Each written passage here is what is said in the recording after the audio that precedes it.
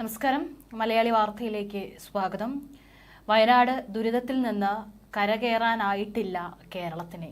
ഇപ്പോഴും എത്രത്തോളം ആളുകളാണ് ഇനിയും മണ്ണിനടിയിലും അതുപോലെ ഒഴുകി വന്നിട്ടുള്ള മരത്തിൻ്റെയും മറ്റും അവശിഷ്ടങ്ങൾക്കിടയിലും കുടുങ്ങിക്കിടക്കുന്നത് എന്നുള്ളത് വ്യക്തമായി അറിയില്ല. ഇപ്പോൾ സൈന്യമാണ് അവിടെ രക്ഷാപ്രവർത്തനത്തിനെല്ലാം തന്നെ മുൻകൈ എടുത്തിട്ടുള്ളത്. അപ്പോൾ സാധ്യമായ എല്ലാ രീതിയിലുള്ള ഉപകരണങ്ങളും അത്യാധുനികമായിട്ടുള്ള സംവിധാനങ്ങളെല്ലാം തന്നെ ഈ ഒരു രക്ഷാപ്രവർത്തനത്തിനായി എത്തിക്കാനുള്ള തയ്യാറെടുപ്പുകളെല്ലാം തന്നെ കേന്ദ്രത്തിന്റെ ഭാഗത്തു നിന്നാണെങ്കിലും സംസ്ഥാനത്തിന്റെ ഭാഗത്തു നിന്നാണെങ്കിലും ജില്ലാ ഭരണകൂടത്തിന്റെ ഭാഗത്തു നിന്നാണെങ്കിലും അവിടെ നടന്നുകൊണ്ടിരിക്കുകയാണ്. ഇപ്പോൾ ഏറ്റവും ഒടുവിൽ അവിടെ ഈ ഒരു ഉരുൾപൊട്ടൽ ദുരന്തത്തിൽ രക്ഷാപ്രവർത്തനത്തിന്റെ ഭാഗമായി സൈന്യ ബെയിലി പാലം നിർമ്മിച്ചു തുടങ്ങിയിരിക്കുകയാണ്. കണ്ണൂർ പ്രതിരോധ സുരക്ഷാ സേന DSCയിലെ ക്യാപ്റ്റൻ പുരൻ സിംഗ് നദാവന്താണ് നിർമ്മാണ പ്രവർത്തനം അവിടെ ഏകോപിപ്പിക്കുന്നത്. ഏകദേശം ഒരു 17 ട്രക്കുകളിലായാണ് ഈ ഒരു ബെയിലി പാലം നിർമ്മാണത്തിന്റെ സാമഗ്രികൾ വയനാട്ടിലേക്ക് എത്തിച്ചത്. 85 അടി നീളമുള്ള പാലമാണ് നിർമ്മിക്കുക. ഈ ഒരു പാലം നിർമ്മിച്ചാൽ രക്ഷാപ്രവർത്തനം വേഗത്തിലാക്കാമെന്നാണ് റവന്യൂ മന്ത്രി കെ രാജൻ അടക്കം അറിയിച്ചിട്ടുള്ളത്. മുണ്ടക്കൈ പാലം ഒലിച്ചുപോയതോടുകൂടി യാത്രാമാർഗം അടഞ്ഞതോടെയാണ് രക്ഷാപ്രവർത്തനം ഏറെ ദുഷ്കരമായത്. ഇപ്പോഴും അപ്പുറത്ത് കുടുങ്ങിക്കിടക്കുന്ന ആളുകളെ ഇങ്ങോട്ടേക്ക് എത്തിക്കാനുള്ള വഴിയൊന്നുമില്ല. അപ്പോൾ ഇനിയൊരു പാലം നിർമ്മിക്കുക എന്നുള്ളത് വളരെ ബുദ്ധിമുട്ടേറിയതാണ്. അതുകൊണ്ട് തന്നെയാണ് താൽക്കാലികമായ ഒരു ചെറിയ പാലം നിർമ്മിച്ചുവെങ്കിലും അത് പുഴയുടെ പകുതി വരെ മാത്രമായിരുന്നു നീളം. ആ സമയത്താണ് സൈന്യം ഉപയോഗിക്കുന്ന ഈ ഒരു ബെയിലി പാലം വളരെ വേഗത്തിൽ നിർമ്മിക്കാൻ കഴിയുന്ന പാലമാണ്. അത് നിർമ്മിക്കാമെന്നുള്ള ഒരു തീരുമാനത്തിലേക്ക് എത്തുകയും അതിനുള്ള പ്രവർത്തികൾ ഇപ്പോൾ അവിടെ പുരോഗമിച്ചുകൊണ്ടിരിക്കുന്നതും. വലിയ ചെരിവുള്ള ദുർഘടമായ പ്രദേശങ്ങളിൽ അടിയന്തരമായി പണിയുന്ന പാലമാണ് ബെയിലി പാലം. ദുരന്ത നിവാരണത്തിനും അതുപോലെ സൈനിക ആവശ്യങ്ങൾക്കുമാണ് ഇന്ന് ഇത്തരം പാലങ്ങൾ നിർമ്മിക്കുന്നത്. മുൻപ് തന്നെ നിർമ്മിച്ചു വെച്ച ഭാഗങ്ങൾ പെട്ടെന്ന് തന്നെ ഇത് നിർമ്മിക്കേണ്ട സ്ഥലത്തെത്തി ഇത് കൂട്ടിച്ചേർത്താണ് ഈ ഒരു ബെയിലി പാലം നിർമ്മിക്കുന്നത്. മുൻകൂട്ടി നിർമ്മിക്കപ്പെട്ട ഘടകങ്ങൾ കൂട്ടിയോജിപ്പിച്ച് വളരെ എളുപ്പത്തിൽ തന്നെ നിർമ്മിക്കാവുന്നതും അതുപോലെ തന്നെ നമുക്ക് ആവശ്യം കഴിഞ്ഞു കഴിഞ്ഞാൽ അത് എടുത്തു മാറ്റാവുന്ന തരത്തിലുള്ള താൽക്കാലിക പാലമാണ് ബെയിലി പാലം. ഇതിനെ പ്രധാനമായിട്ട് ഉപയോഗിക്കുന്നത് ഉരുക്ക് തടിയാണ് ഈ ഒരു പാലത്തിന്റെ പ്രധാന ഘടകം എന്ന് തന്നെ പറയുന്നത്. അടിയന്തര ഘട്ടങ്ങളിലാണ് ഇത് പ്രയോജനപ്പെടുക. ചെറിയ വാഹനങ്ങൾക്ക് പോകാൻ കഴിയുന്ന തരത്തിലാണ് ഇവയുടെ നിർമ്മാണം.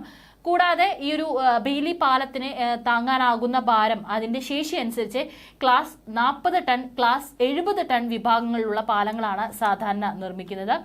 ഇന്ത്യയിൽ നമ്മുടെ രാജ്യത്ത് ആദ്യമായി ബെയിലി പാലം നിർമ്മിച്ചത് സിവിലിയൻ ആവശ്യങ്ങൾക്കായിട്ടായിരുന്നു. കേരളത്തിലെ പത്തനംതിട്ട ജില്ലയിലെ റാന്നിയിലാണ് പമ്പ നദിക്ക് കുറുകെ ബെയിലി പാലം ആദ്യമായി നിർമ്മിച്ചത്. പമ്പ നദിക്ക് കുറുകെയുള്ള അതായത് 36 വർഷം പഴക്കമുള്ള റാന്നി പാലം തകർന്നപ്പോഴാണ് പാലത്തിന് പകരം ഇത്തരം താൽക്കാലിക പാലം അന്ന് സൈന്യം നിർമ്മിച്ചത്.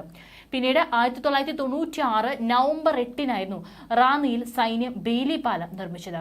അടുത്ത 2 മാസത്തേക്ക് ഈ പാലത്തിലൂടെയായിരുന്നു ഭാരം കുറഞ്ഞ വാഹനങ്ങൾ നദിക്ക് കുറുകെ കടന്നത്. ഏറ്റവും ഉയരത്തിൽ നിർമ്മിക്കുന്ന ഉരുക്കുകൊണ്ടുള്ള സവിശേഷമായ പാലമാണിത് ബെയിലി പാലം. ആദ്യമായി സൈനിക ആവശ്യത്തിനായി ഇത്തരം പാലം നിർമ്മിച്ചത് കാശ്മീരിലാണ്. ലഡാക്കിലെ ദ്രാസ് നദിക്കും സുറു നദിക്കുമിടയിലാണിത് നിർമ്മിച്ചിട്ടുള്ളത്. അതിന് ഏകദേശം ഒരു 30 മീറ്റർ നീളമുണ്ടായിരുന്നു, അതായത് ഒരു 98 അടി.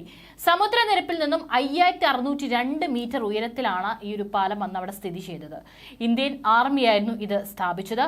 1942 രണ്ടാം ലോക മഹായുദ്ധ സമയത്ത് ബ്രിട്ടീഷുകാരനായ ഡൊണാൾഡ് ബെയ്ലിയാണ് ആദ്യമായി ഇത്തരമൊരു പാലം ഉണ്ടാക്കിയത്. അദ്ദേഹത്തിന്റെ പേരാണ് ഡൊണാൾഡ് ബെയ്ലി. ഉത്തരാഫ്രിക്കയിലാണ് ബ്രിട്ടീഷ് സൈന്യത്തിനായി ഈ പാലം നിർമ്മിച്ചത്. അദ്ദേഹം ഒരു ആദ്യഘട്ടത്തിൽ ഒരു ഹോബി പോലെയാണ് അദ്ദേഹം പാലങ്ങൾ നിർമ്മിച്ചിരുന്നത്.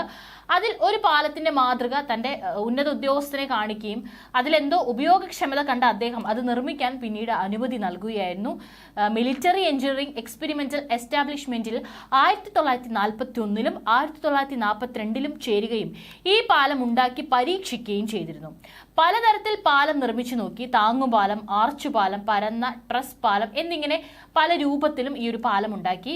ആവോൺ നദിക്കും സ്റ്റൗർ നദിക്കും അടുത്തുള്ള ചതുപ്പ് പ്രദേശത്തെ, അതായത് സ്റ്റാൻപിറ്റ് ചതുപ്പുകൾ കുറുകെ മുറിക്കുന്ന മദർ സിലേസ് ചാനലിന് മുകളിലൂടെയാണിത് ആദ്യമായി ഈ പാലം നിർമ്മിച്ചത്. ഇന്നും അവിടെ ഒരു പ്രവർത്തനക്ഷമമായ പാലമായി ഇത് പ്രവർത്തിച്ചു വരുന്നുണ്ട്. അദ്ദേഹത്തിന് അന്ന് തോന്നിയ ഒരു ബുദ്ധിയാണ് പിന്നീട് അങ്ങോട്ട് അനേകം പരീക്ഷണ നിർമ്മാണങ്ങൾക്കും ഉപയോഗത്തിനും ശേഷം ഇത് കോർപ്സ് ഓഫ് റോയൽ മിലിറ്ററി എഞ്ചിനീയേഴ്സിന് നൽകിയത്. അങ്ങനെ ഉത്തരാഫ്രിക്കയിൽ ആദ്യമായി 1942 ഇത് ഉപയോഗിച്ചു. 1944 ആയപ്പോഴേക്കും ഇത് കൂടുതൽ നിർമ്മിച്ചു തുടങ്ങി. ഇതിന്റെ നിർമ്മാണത്തിനായി US അനുമതി നൽകി. അവർ അവരുടേതായ രൂപകൽപ്പനയാണ് പാലം നിർമ്മിക്കുന്നതിനായി മറ്റും പിന്തുടർന്നിരുന്നത്. ഇത്തരത്തിൽ വളരെ അടിയന്തര ഘട്ടത്തിലായി നിർമ്മിക്കുന്ന ഈ പാലത്തിന് പല ഗുണങ്ങളാണ് ഉള്ളത്. ഇവ നിർമ്മിക്കാൻ പ്രത്യേക ഉപകരണങ്ങൾ ആവശ്യമില്ല എന്നുള്ളതാണ് ഇതിന്റെ ഏറ്റവും വലിയ ഗുണം. കൂട്ടിച്ചേർക്കാൻ ഭാരം കൂടിയ യന്ത്രങ്ങളും വേണ്ട. തടി കൊണ്ടും സ്റ്റീൽ കൊണ്ടും മുമ്പ് തന്നെ ഉണ്ടാക്കപ്പെട്ടിട്ടുള്ള ചെറുഭാഗങ്ങൾ ഭാരം കുറഞ്ഞതും ചെറുതുമായതിനാൽ ഒരു സ്ഥലത്ത് നിന്ന് മറ്റൊരിടത്തേക്ക് ട്രാക്കിൽ കൊണ്ടുപോകാൻ പ്രയാസമുണ്ടാകുന്നില്ല. ഭാരം കുറഞ്ഞ ഭാഗങ്ങളായതിനാൽ കൈകൊണ്ട് തന്നെ വെച്ചു പിടിപ്പിക്കാനാകും. ക്രെയിനിന്റെ ആവശ്യവും വരുന്നില്ല. ഇവ നല്ല ഉറപ്പുള്ളതാണ്. വലിയ ടാങ്കുകളെ വരെ ഇതിലൂടെ കൊണ്ടുപോകാനാകും. സിവിൽ എഞ്ചിനീയറിംഗിൽ ഇവ വളരെയധികം കാര്യങ്ങൾക്കായി ലോകവ്യാപകമായി ഉപയോഗിച്ചു വരുന്നുണ്ട്. ഇവ ഉപയോഗിച്ച് താൽക്കാലികമായി നടപ്പാതകളും ചെറുവാഹനങ്ങൾക്കുള്ള പാലവും നിർമ്മിക്കുന്നു. ബ്രിട്ടീഷ്, കനേഡിയൻ, അമേരിക്കൻ കരസേനയാണിത് ഇന്ന് ഇത്തരം പാലങ്ങൾ കൂടുതലായി ഉപയോഗിക്കുന്നത്. ഏതായാലും ഇപ്പോൾ ഈ വയനാട് ഇതിന്റെ ഒരു അത്യാവശ്യം വളരെ ഉണ്ട്. അതുകൊണ്ട് തന്നെയാണ് എത്രയും വേഗത്തിൽ തന്നെ സൈന്യത്തെ നമ്മൾ സമീപിച്ചത്. അതുപോലെ തന്നെ സൈന്യത്തിന്റെ അവർ ഈ ഒരു പാലം, ബെയിലി പാലം ഉപയോഗിച്ച് കുടുങ്ങിക്കിടക്കുന്നവരെ രക്ഷിക്കാനായിട്ട് എത്രയും വേഗം ഇതിനുള്ള നടപടികൾ അവർ തുടങ്ങിയത്. ഇപ്പോഴും മരിച്ചവരുടെ എണ്ണം ഏകദേശം 170 അടുക്കുകയാണ്. ഏകദേശം 143 മൃതദേഹങ്ങളുടെ പോസ്റ്റ്മോർട്ടമാണ് പൂർത്തിയായിരിക്കുന്നത്. അതിൽ 86 പേരെയാണ് ഇതുവരെ തിരിച്ചറിയാനായിട്ട് സാധിച്ചത്. മാത്രമല്ല ഇനിയും ഒരുപാട് ആളുകളാണ് അവിടെ കുടുങ്ങിക്കിടക്കുന്നുണ്ട്. ഇനിയും എത്ര ആളുകളുടെ മൃതദേഹമാണ് കണ്ടുകിട്ടാനുള്ളത് എന്നുള്ളതൊന്നും കൃത്യമായി തന്നെ അവിടെ ഉള്ളവർക്ക് പോലും അറിയില്ല. അതേസമയം അവിടെ സംഭവ സ്ഥലത്ത് സംഘർഷാവസ്ഥയും നിലനിൽക്കുന്നുണ്ട്. മന്ത്രിമാരോട് കയർത്ത് പ്രദേശവാസികൾ രംഗത്തുണ്ട്. മേപ്പാടിയിൽ നിന്ന് ദുരന്ത സ്ഥലത്തേക്ക് വാഹനങ്ങൾ കയറ്റുന്നില്ലെന്ന് ആരോപിച്ചാണ് വാക്കേറ്റമുണ്ടായത്. മന്ത്രിമാരായ V Sivankutty, V Abdurahiman, AK Saseendran എന്നിവരോടാണ് പ്രദേശവാസികൾ കയർത്തത്. ഭക്ഷണവണ്ടികൾ ഉൾപ്പെടെ പോലീസ് തടഞ്ഞു വെച്ചെന്ന് ആരോപിച്ചായിരുന്നു വാക്കേറ്റം നടന്നത്. ഏതായാലും ഒരു സൈഡിൽ മന്ത്രിമാരെല്ലാം അവിടെ രക്ഷാപ്രവർത്തനം ഏകോപിപ്പിക്കാനായിട്ട് മുൻപിലുണ്ട്. അതുപോലെ സൈന്യത്തിന്റെ നേതൃത്വത്തിലും വലിയ രീതിയിലുള്ള രക്ഷാപ്രവർത്തനമാണ് ഇപ്പോൾ അവിടെ പുരോഗമിച്ചുകൊണ്ടിരിക്കുന്നത്.